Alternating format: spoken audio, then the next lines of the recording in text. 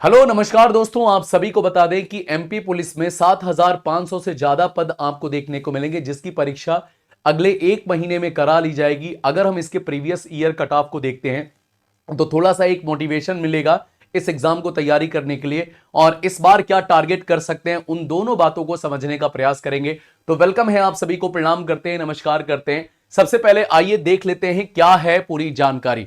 देखिए, इसका फॉर्म जो है वो 15 तारीख से भरना प्रारंभ हो चुका है और 29 सितंबर इसकी लास्ट डेट होने वाली है। अगर मैं बात करता हूं तो आवेदन में सुधार करने की तिथि जो है वो 14 अक्टूबर तक होने वाली है, और वहीं परीक्षा जो है आपकी 30 अक्टूबर से प्रारंभ हो जाएगी। इसमें जो सबसे अहम बात है, जो आपकी प्रारंभिक लिखित परीक्षा होने वाली है, ये टोटल 2 घंटे की होगी, 100 नंबर की, जिसमें कोई माइनस मार्किंग नहीं होगी। जिसमें जीएस 40 क्वेश्चन आपके होंगे 40 नंबर के, रीजनिंग 30 क्वेश्चन 30 नंबर के, वहीं मैथ और साइंस मिलाकर के 30 क्वेश्चन 30 नंबर के होने वाले हैं।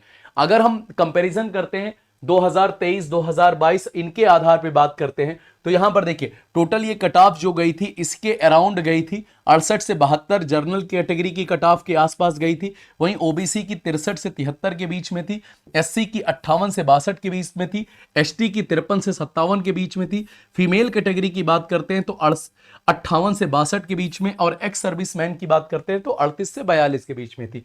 वहीं आप देखेंगे तो लगभग सेम कट ऑफ आपको प्रीवियस ईयर में भी देखने को मिलती है, पिछले साल मतलब 2022 में भी, जहां पर 65 से 70 जनरल की, ओबीसी की आप देखेंगे तो यहां पर 60 से 65 के बीच में दिखती है, एससी की 55 से 60 के बीच में दिखती है, एसटी की 50 से 55 के बीच में, फीमेल की 55 से 60 के बीच में, और वहीं एक्स सर्विसमैन की बात करते हैं तो 35 से 40। ये कट ऑफ एक नॉर्मल है, यानी कि आप अगर 70% तक स्कोर ले आते हैं तो प्रारंभिक चरण को आप पास कर जाएंगे, और प्रारंभिक चरण आपको पास करना बहुत जरूरी है क्योंकि इसके बाद भी अगले स्टेप बहुत हैं। तो कम से कम पहला जो चरण है उनको आपको बेहतर तरीके से पास करना होगा। इस बार के लिए मैं आप सभी के सामने एक टारगेट सेट करता हूं, जहां पर जर्नल अनरिजर्व की बात करते हैं तो 70 से 75 नंबर, यानी कि वही 70% के क्राइटेरिया को आप मान के चलिए। क्योंकि टाइम कम है इसलिए थोड़ा सा पेपर के ऊपर भी चीजें निर्भर करती है, number of candidate, total number of vacancy and level of paper. तो यहां पर आप अगर किसी भी परीक्षा में जहां पर माइनस मार्किंग नहीं है, लगभग 75% तक आप जर्नल में हैं, अगर आप इतना नंबर लाते हैं तो एक अच्छा स्कोर माना जाएगा।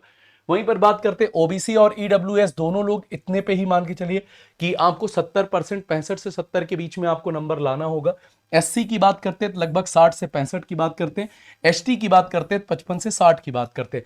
यहां पर एसटी का कट ऑफ ठीक ठाक रहता है क्योंकि कैंडिडेट अदर स्टेट के मुकाबले यहां पर ज्यादा होते हैं। अगर हम बात कर लेते हैं फीमेल की बात कर लेते हैं तो यहां पर देखिएगा फीमेल में 60 से 65 नंबर तक आपको एक अनुमानित स्कोर बनाया जा सकता है। ये एक सुझाव है बस, और कुछ नहीं।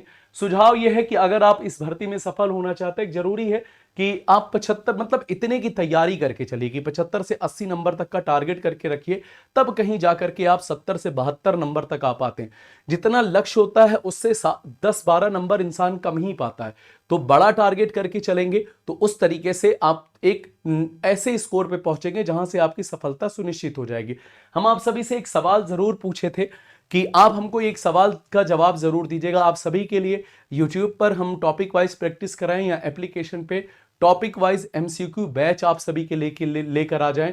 आप अपना जवाब हमें कमेंट बॉक्स में दीजिएगा और जल्दी दीजिएगा, क्योंकि इसी के आधार पर आप सभी के लिए कम समय है, हम एक बेहतरीन प्लानिंग के साथ आप सभी के लिए बैच प्रोवाइड करें या यूट्यूब पर करें।